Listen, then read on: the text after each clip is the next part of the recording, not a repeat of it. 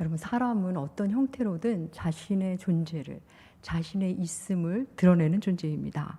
이 땅에 몸을 갖고 사는 동안, 이 땅에 자기 몸만큼의 공간을 차지하는 동안 어떤 형태로든 자기가 여기 있음을 드러냅니다. 우아하고 격조 있고 격조 있게 또 실력으로, 인품으로 자신의 존재를, 자신의 있음을 드러내는 이가 있는가 하면 못나게, 거칠게, 그리고 좀 파격적으로, 또 불편하게, 흉하게 자신을 드러내는 이가 있습니다. 대단히 크게 드러내지 않는다고 해도 사람들은 자신의 삶의 자리 안에서 자신의 있음을 다 드러냅니다. 긍정적이든 부정적이든 존재감이 큰 사람도 있고 존재감이 미미한 사람도 있습니다. 어쨌든 말로든 행실로든 성향이로든 기질로든 자신의 존재를, 자신의 있음을 사람들은 살아있는 동안 드러내며 삽니다. 그렇게 한 삶을 살고 이제 죽게 되죠. 죽게 되면 말도 못하고 움직이지도 못하고 이제 아무것도 자신을 드러낼 수 없을 것 같습니다. 그런데 여러분, 죽은 사람도, 죽은 자도 자신의 몸뚱이가 이 땅에 있는 한 자신의 있음을 드러냅니다. 죽은 자가 움직이지도 못하고 말도 못하는데 어떻게 자기의 있음을 드러낼 수 있을까요? 냄새로 나 여기 있습니다 드러냅니다. 사람은 죽은 후에도 자기 시신에 썩는 냄새로, 몸뚱이가 썩어갈 때 나는 냄새를 풍기면서 나 지금 여기 있습니다, 자신의 위치를 알립니다. 자신이 의도하지 않아도 그 냄새로, 썩은 내로 자신의 있음을 기어이 드러냅니다. 고린도후서는 사도 바울이 고린도 교회에 쓴 편지입니다. 고린도 교회 상황이 어떠한지를 듣고서 그 상황에 맞게 어떻게 믿음을 지켜가야 하는지를 알려주는 상황 서신입니다. 우리는 오늘 그중 한 부분을 나누려고 합니다. 사도 바울은 항상 그리스도 안에서 이기게 하시고 각처에서 그리스도를 아는 냄새를 하나님께 감사하다고 하면서 냄새 이야기를 합니다. 여러분, 오늘 본문을 이해하는 데는 약간의 지식이 필요합니다. 오늘 말씀에 이김, 냄새, 사망, 생명, 또다시 냄새, 향기, 이런 말들이 계속 나옵니다. 여러분, 당시 고린도 사람들은, 고린도 교인들은 이런 단어들을 들으면 떠오르는 게 하나 있습니다. 그들이 이김, 생명, 사망, 냄새, 향기, 이런 단어를 들을 때마다 자연스럽게 떠오르는 게 있는데 그게 무엇인가 하면 로마 장군의 개선 행진입니다. 당시 로마 장군이 전쟁에 참여했다가 적을 한 5천여 명 이상 죽였거나 아니면 어떤 땅을 정복해서 로마의 속국으로 만들면 로마 시내를 관통하게 하는 그런 퍼레이드를 하는 영광을 부여했습니다. 개선 행렬 맨 앞에는 승리 장수가 서고 중간에는 함께 참여했던 군인들이 서고, 그리고 맨 끝에는 그들이 전쟁에서 이겨서 가져온 전리품과 그리고 전쟁 포로들을 뒤따르게 합니다. 맨 끝에 있는 이 포로들은 그 행렬이 끝나고 나면 특별한 이유가 없는 한 모두 죽게 됩니다. 그들이 모두 죽이는 거죠. 근데 이 로마 장수의 개선 행진을 할 때 언제나 독특한 냄새가 났습니다. 어떤 냄새인가 하냐면 로마 신, 그들이 로마에도 신을 많이 섬겼죠. 그 로마 신을 섬기는 사제들이 행렬 중간중간에 향을 피웠답니다. 신의 가호가, 자기 신의 가호가 그들에게, 군인들과 장수에게 신의 가호가 있기를 원하면서 향을 피웠다고 합니다. 어떤 냄새인지는 알 수 없지만 개선 행진에 참여한 장수와 군인들에게는 그 냄새는 승리의 냄새입니다. 하지만 그 끄트머리에서 따라가고 있는 전쟁 포로에게는 사망의 냄새가 됩니다.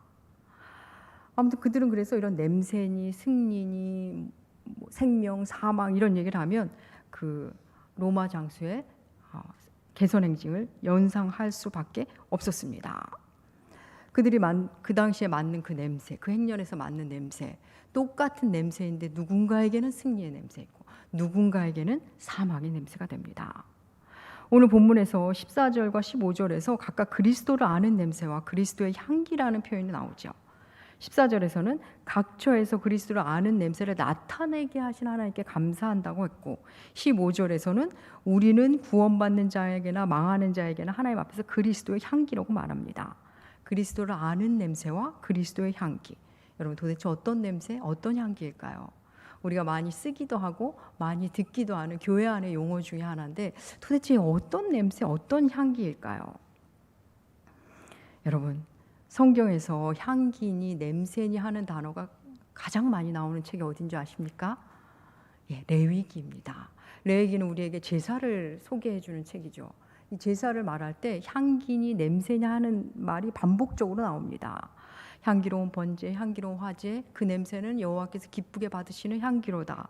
여호와께 향기로운 냄새가 되게 하라. 이런 말씀이 반복적으로 나옵니다. 그렇습니다, 여러분. 하나님께 제사 드리는 그 현장에도 늘 냄새가 났습니다. 고유의 냄새가 났습니다. 제물을 죽일 때 나는 피비린내, 그리고 제물을 태울 때 나는 제물 타는 냄새가 항상 제사 현장에서는 진동했습니다. 레위기는 제물 타는 냄새를 여호와께 향기로운 냄새라고 내내 말하고 있습니다. 기쁘게 받으시는 걸 우리가 흠향한다 이런 표현도 쓰지 않습니까? 그렇습니다. 구약의 제사 현장에도 고유의 냄새가 있었습니다.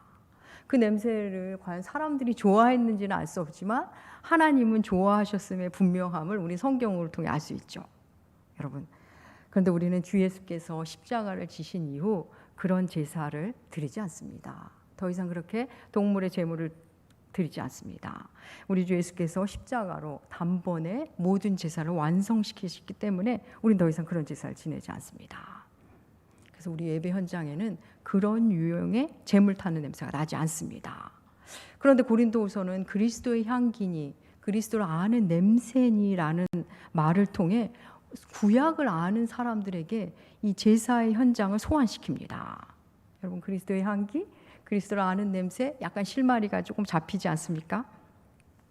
로마서 12장 1절은 우리에게 이렇게 말합니다. 로마서 12장 1절, 우리 한번 함께 같이 하나님의 말씀 읽어볼까요? 읽겠습니다. 그러므로 형제들아, 내가 하나님의 모든 자비하심으로 너희를 권하노니 너희 몸을 하나님이 기뻐하시는 거룩한 산 제물로 드리라. 이는 너희가 드릴 영적 예배니라. 너희 몸을 하나님이 기뻐하시는 거룩한 산 제물로 드리랍니다. 산 제물. 여러분, 제물은 원래 죽여서 제물로 드리는 거 아닙니까? 근데 산 제물이라니, 살아있는 제물. 생각만 해도 너무 고통스럽고 끔찍하지 않습니까? 그렇지만 여러분, 우리 여기서 그리스도의 향기가 무엇인지 조금 더 접근할 수 있게 됩니다. 여러분, 우리가 살아있는 제물이 되어 주님께 바쳐질 때, 살아서 죽을 때 나는 냄새, 그게 바로 그리스도의 향기입니다. 살아서 죽는다는 게 뭐죠? 자아가 죽는 겁니다. 나는 살아있는데 내 자아가 죽을 때 나는 냄새, 내 마음이 너덜너덜해지면서 내 심장이 너덜너덜해지면서 나는 냄새, 그게 바로 그리스도의 향기입니다. 그렇습니다. 구약의 제사에서는 제물이 태워질 때 나는 냄새가 하나님께 향기로운 냄새였는데, 오늘날 예수님이 십자가 지신 그 이후에는 내가 제물이 되어 태워질 때 나는 냄새가 바로 하나님이 받으시는 그리스도의 향기입니다. 여러분, 우리는 모두 예수님을 구주로 영접한 사람입니다. 예수님이 나의 주인이신데, 내 안에 이 귀한 예수가 있는데, 예수를 나는 모시고 사는데 우리 안에 있는 그 예수가 언제 드러나게 될까요? 내가 죽을 때, 나의 자아가 죽을 때 내 안에 예수가 드러납니다. 내 자아가 죽어야 비로소 예수가 드러납니다. 여러분, 믿음이 좋다는 게 뭡니까? 예배에 안 빠지는 것, 봉사 많이 하는 거, 예, 맞습니다. 믿음이 좋아야만 할 수 있는 일 맞습니다. 그런데 여러분, 제가 사역을 하다 보니까 믿음이 없어도 해내는 분들이 있더라고요. 성실하신 분들, 뭐 학창시절에 공부 잘하셨던 분들, 책임감 있게 사시는 분들, 크게 믿음이 없어도 어떤 공동체에 들어가면 늘 성실하게 주어진 일을 다 해내시더라고요. 여러분, 우리의 믿음은 행실로 드러나는 거 맞지만, 결국은 행실로 드러나지만 내 행실의 출처와 동기를 우리 스스로 조금씩 점검해 볼 필요가 있습니다. 다시 여쭐까요? 그럼 어떤 사람이 과연 믿음이 좋은 사람일까요? 네, 여러분, 잘 사랑하는 사람이 믿음이 좋은 사람입니다. 하나님 사랑은 반드시 사람 사랑의 형태로 나타납니다. 예수가 내 안에 오면 나는 사랑이 하고 싶어지고 사랑을 하기 시작합니다. 예, 하나님은 고린도전서 13장을 통해 우리에게 이렇게 말씀하시죠. 사람의 방언과 천사의 말을 할지라도 사랑이 없으면 소리나는 구리와 울리는 꽹과리가 된다. 또 예언하는 능이 있어도 내게 있는 모든 것을 다 주어 구제를 할지라도 내 몸을 불사르게 내어줄지라도 사랑이 없으면 아무것도 아니라고 말씀하십니다. 여러분, 이 말씀을 조금 바꾸어서 뒤집어서 생각해 보면 이럴 수 있습니다. 사랑이 없어도 어떤 집중력으로 어떤 신념과 사상과 이념과 그런 것으로 예언도 할 수 있고 누군가를 구제할 수도 있고 나를 다 내어줄 수도 있다는 거죠. 그렇습니다. 사랑이 없어도 그런 게 가능합니다. 그 일로 혜택을 보는 사람 분명히 있습니다. 그렇지만 그 일을 한 사람, 사랑 없이 한 사람에게는 아무 유익이 없다고 성경은 우리에게 말씀해 주십니다. 사랑하는 여러분, 내 믿음의 현주소는 내 안에 얼마나 사랑이 있는가, 내가 얼마나 잘 사랑하고 있는가로 드러납니다. 사랑하는 여러분 얼마나 잘 사랑하며 살고 계십니까? 외국의 한 극작가가 이런 말을 하는 걸 제가 읽은 적이 있습니다. 잘 들어보세요. 나이가 40이 넘었는데도 아직 사람이 싫지 않다면 당신은 아직도 사람을 한 번도 사랑해 본 적이 없는 사람입니다. 다시 한번 말씀드려 볼까요? 나이 40이 넘었는데도 아직 사람이 싫지 않다면 당신은 아직도 한 번도 사람을 사랑해 본 적이 없는 사람입니다. 이게 무슨 말일까요? 사람을 사랑한다고 했는데 도리어 사람이 힘들어지다는 겁니다.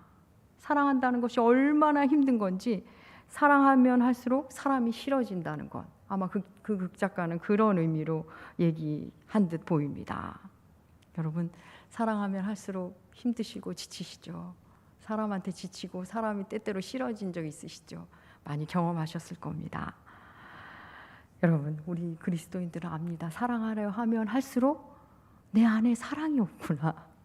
내가 사랑하려 하면 할수록 내가 참 사랑을 못하는 존재라는 것을 우리는 눈뜨게 됩니다. 그렇습니다. 내 자신이 얼마나 사랑이 부족한 사람인지를 뼈아프게 만납니다. 물론 우리 그리스도인들을 뛰어넘죠. 우리는 그리스도를 아는 만큼, 예수를 만난 만큼밖에 사랑할 수 없는 존재라는 것 우리는 점점 만나게 됩니다. 그렇지만 여러분, 우리가 사랑하느라 힘들 때, 사랑을 선택해서 마음고생할 때, 그럴 때 우리는 향기로운 제물이 됩니다. 우리 하나님의 말씀 한 군데 더 볼까요? 에베소서 5장 2절 말씀입니다. 에베소서 5장 2절 말씀, 우리 함께 봉독하시겠습니다. 그리스도께서 너희를 사랑하신 것 같이 너희도 사랑 가운데서 행하라.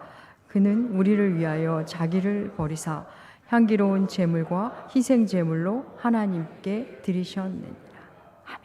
그렇습니다.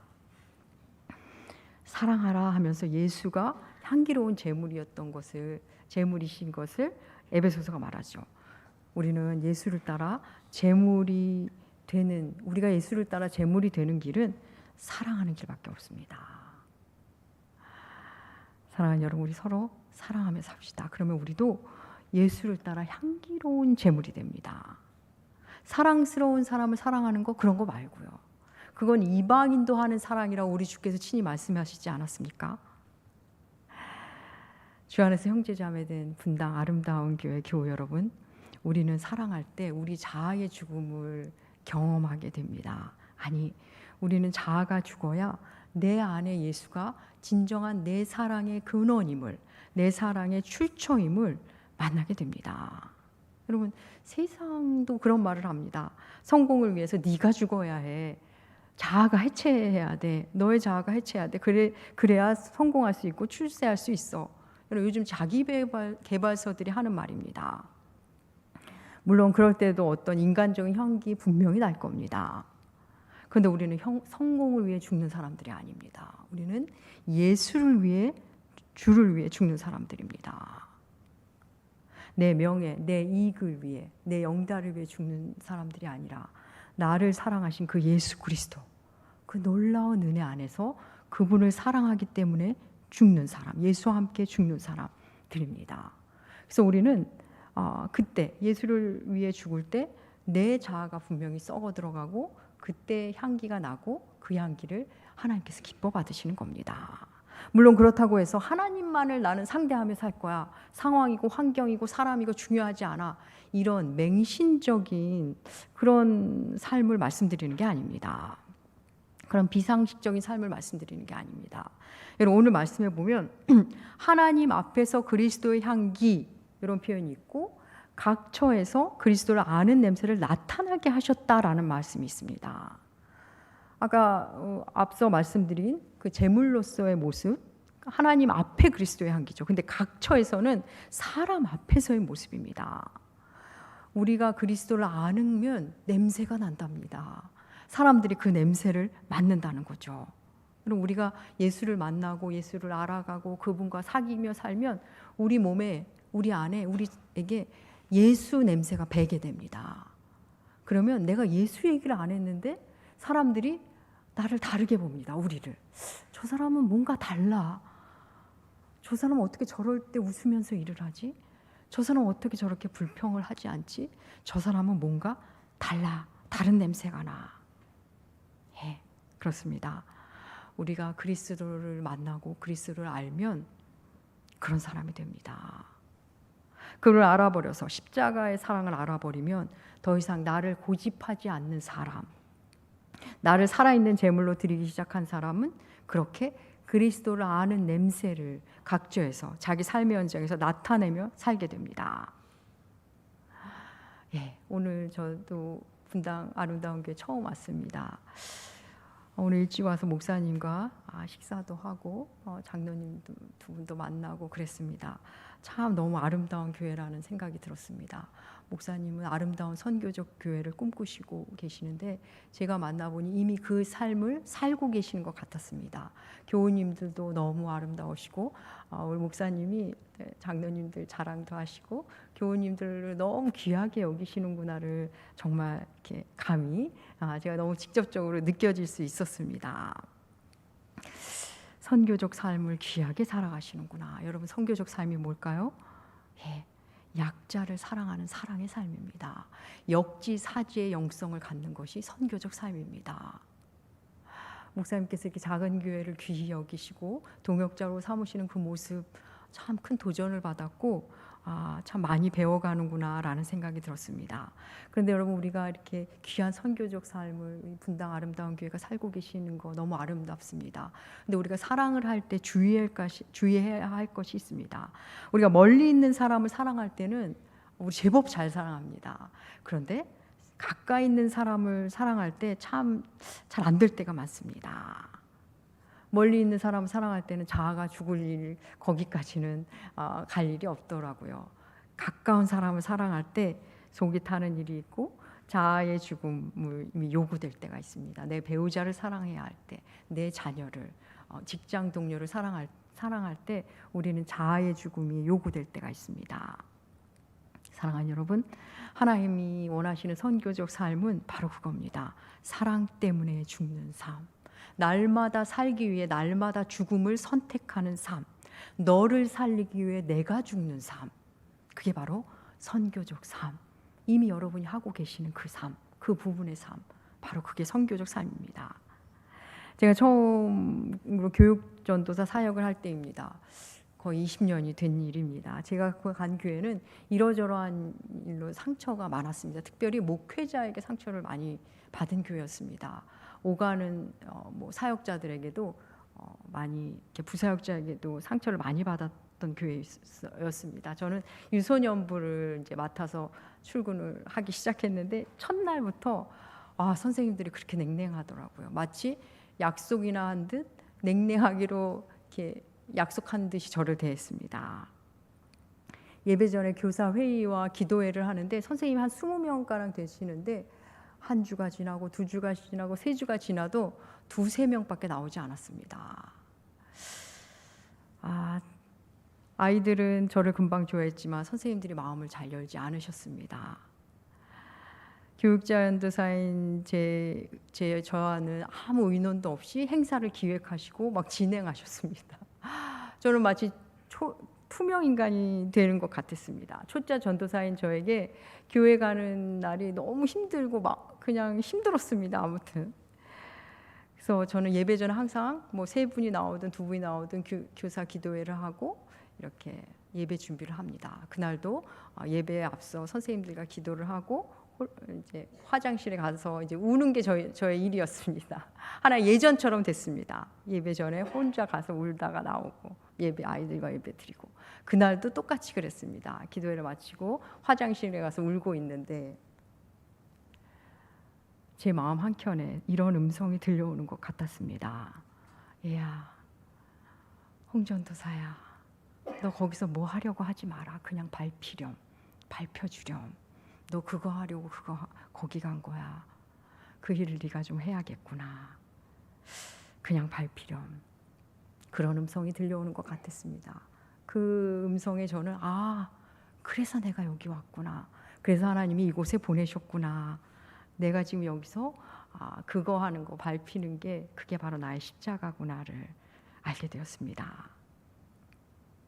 제가 그때 그분들을 사랑하는 우리 선생님들을 사랑하는 것은 열정적으로 뭘 알려드리고 뭘 가르쳐드리고 하는 게 아니라 그냥 묵묵히 밝혀드리는 것, 그게 사랑이라는 것을 하나님께서 저에게 가르쳐 주셨습니다.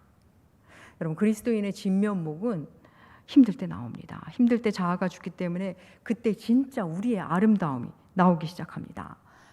분명 가시밭인데 가시밖에 안 보이는데 어디선가 백합 향기가 납니다. 향기를 따라가 보니 저기서 두세 송이가 이렇게 백합화가 피어 있습니다.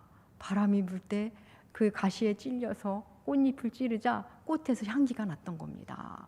아무 일 없을 때는 거기 백합화가 있는지 몰랐습니다. 그런데 바람이 세차게 불면 불수록 백합화를 찌르게 되고 그리고 그 향기가 더 진하게 났던 것입니다. 여러분, 향나무는 자기를 찍은 도끼에 자기 향을 묻혀준다는 말이 있습니다. 향나무의 진가는 도끼에 찍혔을 때 드러나옵니다. 몸에 상처가 나자 향이 나고 나를 찍은 도끼에 자신의 향을 묻혀주는 겁니다. 가시밭의 백합화도 도끼에 찍힌 향나무도 그렇게 자기가 죽으면서 자기의 향을 드러냅니다. 오늘 본문 14절에는 사도 바울이 말하죠. 항상 우리를 그리스도 안에서 이기게 하신 하나님께 감사하다. 항상 이기게 하신 하나님. 그렇습니다. 하나님 우리를 항상 이기게 하십니다. 그런데 이김의 방식이 세상의 방식과는 다릅니다. 우리의 이김, 우리의 성공, 우리의 부활은 세상이 말한 방식과는 다릅니다. 왜요?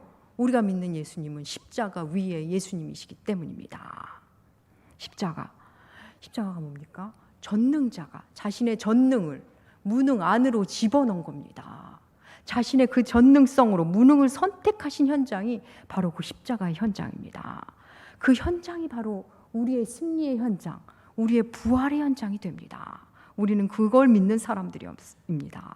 여러분, 우리가 예수님을 믿으면 내 취향을 버리기 시작합니다.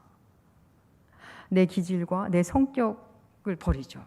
여러분, 예수 믿으면서 내 성질대로 믿겠다? 뭐 그럴 수도 있습니다. 그런 여정도 있지만 우리가 예수님을 진짜 만나면 내 기질도 바뀌고 성향도 바뀌고 성격도 변화됩니다. 하나님 우리를 있는 그대로 물론 사랑하십니다. 우리의 기질과 성격 있는 그대로 사랑하시지만 그대로 두지 않으십니다. 하나님의 자녀답게 그것을 다듬어 가십니다. 그래서 여러분, 말 한마디 없던 이가 이제 말을 하기 시작하고 또 변명하던 이가 변명을 안 하기 시작합니다. 또 그렇게 당하기만 하던 이가 이제 분연히 일어나 말을 하기 시작합니다. 피해갈 수 있는데 피해가지 않습니다. 또 그렇게 피하던 것을 이제는 안 피하기 시작합니다. 되갚을 수 있는데 되갚지 않기 시작합니다. 그럼 언젠가는 그 길을 우리가 기쁘게 가겠지만 저절로 그렇게 사라지겠지만 그렇게 살아내기까지는 우리의 심령이 썩어지는, 심장이 너덜너덜해지는 그런 죽음을 경험하게 됩니다. 사랑하는 여러분, 교회는 자아가 죽느라 타는 냄새, 그 냄새가 진동하는 곳입니다. 죽은 자아의 그 시체 썩는 냄새가 진동하는 곳입니다. 그때 나는 냄새를 우리 하나님은 기뻐 받으십니다. 그때 우리는 하나님 앞에 그리스도의 향기가 됩니다.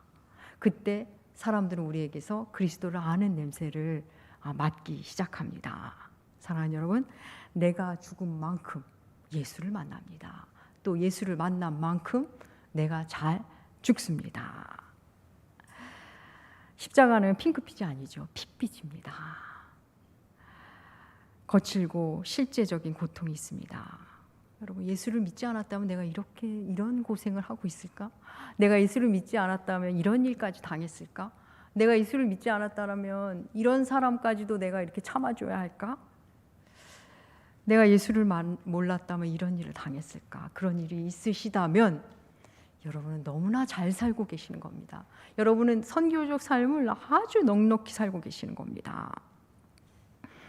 그렇습니다. 하나님이 우리에게 원하시는 그 선교적 삶은 사랑하는 삶입니다. 여러분, 하나님이 우리에게 가르쳐 지키게 하라 한 것이 뭘까요? 사랑입니다. 사랑이 없으면 아무것도 아닙니다. 우리가 이렇게 왜 교회에 모이는 거죠? 사랑하려고 모이는 겁니다. 왜 교회 사람들을 초대하고 오라고 하는 거죠? 예수의 사랑이 얼마나 아름다운지를 우리가 보여주기 위해서 그리고 사랑을 느끼라고, 당신도 이 사랑을 좀 받아보라고 그렇게 하는 거 아닙니까? 그렇습니다. 전쟁 후에 그 로마 장군의 개선 행렬에서 나는 냄새, 로마는 승리의 냄새라고 말하지만 여러분, 그 냄새는 상실의 냄새고 고통의 냄새고 약자들의 통곡의 냄새입니다. 제국의 역겨운 냄새입니다. 누군가를 짚고 일어선 승리라면 그것은 애굽의 냄새고 바벨론의 냄새고 로마의 냄새입니다. 여러분, 오늘날 사람들은 자기가 좀 피해 입을까 봐, 자기의 자아가 탈까 봐 방화복을 입습니다. 어느 누구도 나를 찌르지 못하게 방탄조끼를 입습니다. 세상은 그게 맞다고 합니다. 하지만 우리는 여러분, 예수를 믿는 사람입니다.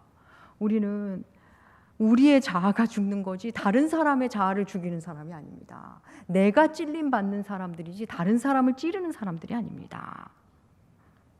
사랑하는 여러분, 교회 안에서 자아가 죽어서 썩는 냄새, 각 사람이 산 제물이 되어 타들어가는 냄새, 그것이 진동하는 곳이 바로 교회입니다. 그 냄새만이 하나님께 그리스도의 향기입니다.